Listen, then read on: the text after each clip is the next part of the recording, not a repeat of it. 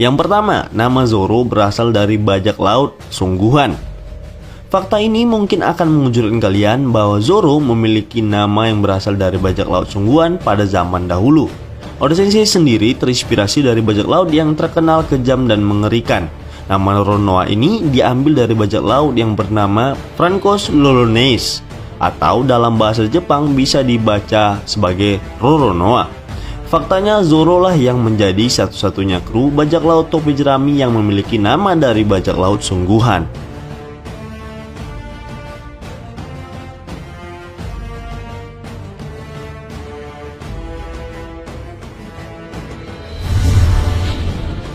Yang kedua, makanan favoritnya adalah nasi atau onigiri.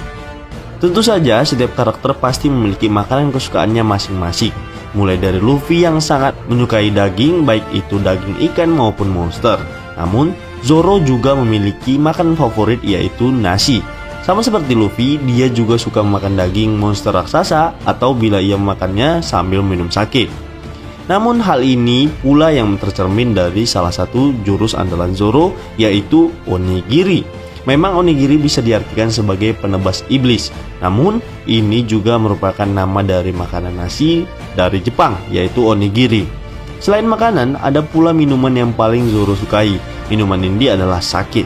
Sebelum time skip, semenjak kekalahan Zoro dari Mihawk, rutinitas Zoro hanyalah latihan panjang, makan, minum sake, lalu tidur.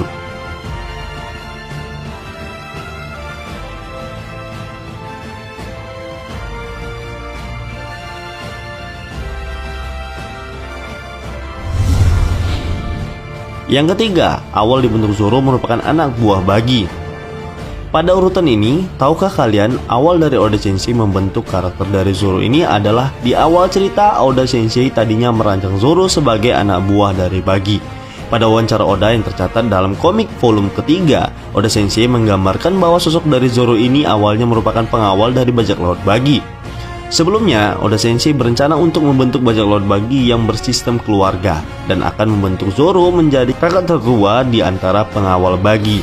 Namun pada akhirnya, dalam manga maupun anime, Oda membatalkan rencana tersebut dan pada akhirnya Zoro tidak memiliki keterkaitan dengan bajak laut Bagi. Namun, akan lebih menarik bila Oda Sensei membentuk kru topi jerami dengan rencananya yang satu ini. Apakah Nami akan menjadi tangan kanan Luffy menggantikan Zoro?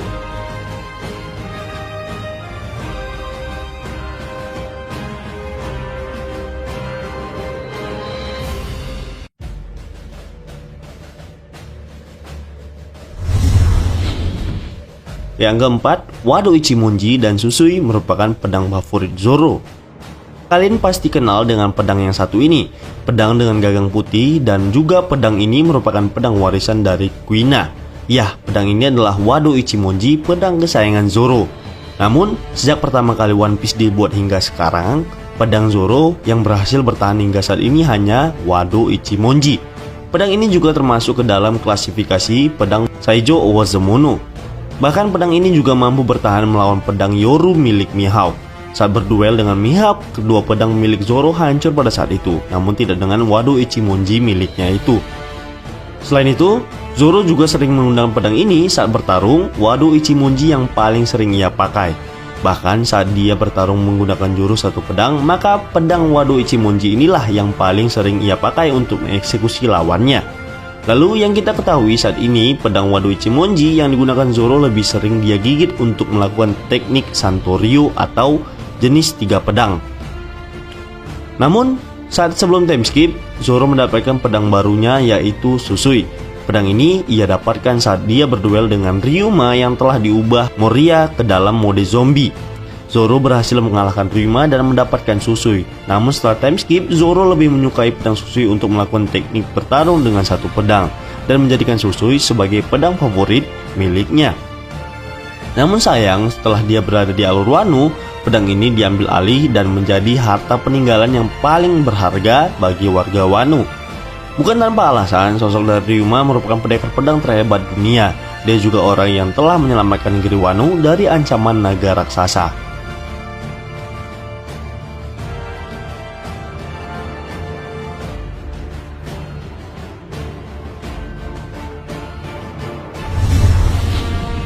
Yang kelima, memiliki bekas luka di wajah dan dada seperti Luffy. Kedua karakter ini memiliki bekas luka yang hampir sama di area wajah dan juga perut mereka. Untuk Luffy, luka di wajahnya merupakan bekas luka goresan yang sengaja ia buat saat bersama dengan Shanks. Lalu, luka di dada Luffy kabarnya adalah bekas serangan dari Akainu di Marineford. Namun ada dua versi tentang luka dari Luffy ini. Versi ini dari non-canon yang menyebutkan bahwa luka di dada Luffy didapatkan dari Zoro yang telah menebas Luffy. Yang pada saat itu Zoro yang lupa ingatan dengan sengaja menebas Luffy sang kapten. Namun, ada juga yang mengatakan bahwa luka Luffy ini akibat dari serangan Akainu yang menyerang Luffy dan Jinbei. Memang tak diperlihatkan secara langsung jika Akainu yang menyebabkan luka ini. Lalu, bekas luka yang panjang berada di dadanya adalah akibat dari tebasan pedang Yoru milik Mihawk. Setelah time skip, Zoro mendapatkan luka di sekitar bagian mata sama seperti Rayleigh. Bekas lukanya tersebut ia dapat saat Zoro berlatih dengan Mihawk dan sampai sekarang bekas luka di mata Zoro ini tak terbuka lagi hingga sampai saat ini.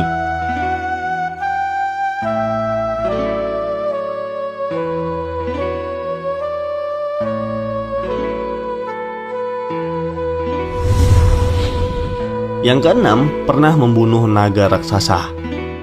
Selain Ryuma dulunya yang pernah membunuh naga, Zoro juga merupakan tokoh One Piece diketahui yang sudah membunuh naga. Jika kalian bertanya kapan Zoro pernah membunuh seekor naga, jawabannya bisa kalian tonton ulang atau membaca di alur Pang Hazard. Pada saat Luffy, Robin, Zoro, dan Usopp memasuki pulau terlarang tersebut, mereka bertemu dengan hewan legenda yaitu seekor naga. Setelah mereka melakukan kerjasama tim untuk mengalahkan naga ini, Zoro dengan teknik berpedang Santoryu-nya berhasil menebas kepala naga ini hingga terputus dan membuatnya menjadi orang yang berhasil membunuh naga tersebut. Meskipun naga ini buatan dari Dr. Vegapunk dan tak sekuat level naga yang dihadapi Ryuma, tetapi tetap saja Zoro memiliki prestasi yang luar biasa dalam membunuh naga.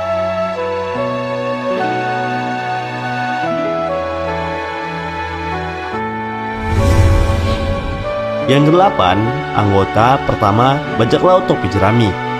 Tentu saja kalian sudah mengetahui bahwa Zoro merupakan anggota pertama kru Bajak Laut Topi Jerami.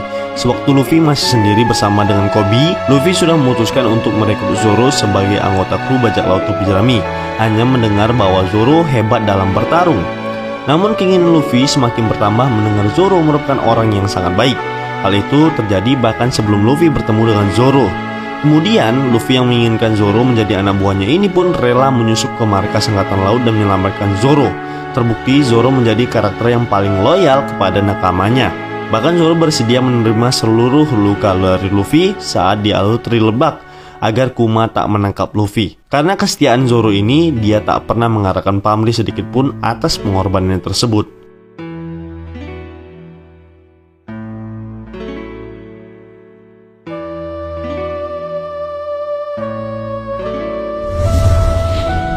Kesembilan, saat di alur Wano, bounty-nya tertinggal dari Sanji dan Jinbei. Biasanya, karakter yang satu ini memiliki bounty nomor 2 dari sang kapten di kapal Bajak Laut Topi Jerami. Namun karena Zoro tidak ikut berperan dalam alur cerita Whole Cake Island, bounty dari Zoro ini disalip oleh Sanji. Hal ini karena Sanji sangat berperan saat dia berada di alur Whole Cake Island. Bounty dari Sanji naik menjadi 330 juta berry, sedikit lebih tinggi dari Zoro saat itu. Lalu, ketika Jinbei bergabung di kapal Bajak Laut Topi Jerami, bounty dari Sanji dan Zoro juga disalip agak lebih tinggi dari mereka berdua. Diketahui, bounty dari Zoro saat ini berada di kisaran harga 320 juta berry.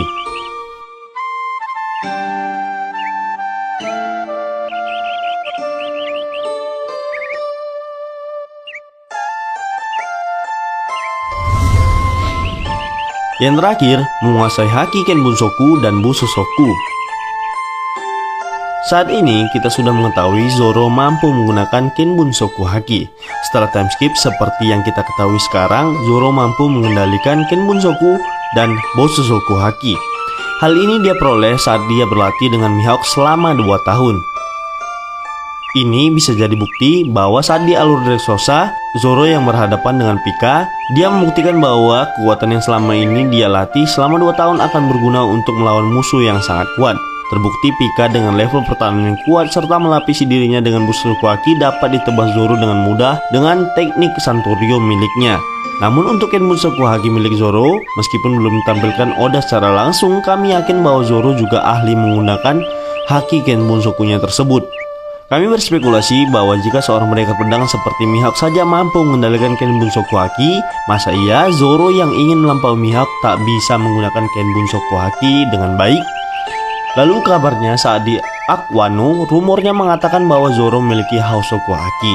Masih ingat dengan kejadian di Pang Hazard saat Zoro menebas Monet tanpa menggunakan Haki? Monet dibuat tak bisa mengendalikan buah iblisnya sesaat ketika berhadapan dengan Zoro karena dia dibuat takut oleh tebasan tanpa Haki Zoro.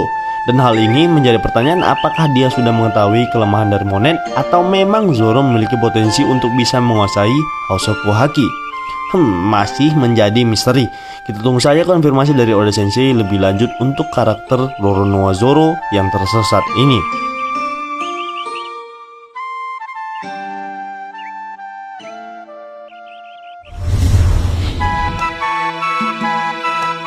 Baiklah, itulah tadi pembahasan tentang 10 fakta mengenai Zoro yang harus kalian ketahui. Namun, perlu diingat bahwa daftar yang kami sebutkan berdasarkan beberapa fakta dan informasi yang sudah dikumpulkan dari beberapa sumber yang terpercaya dan terakurat di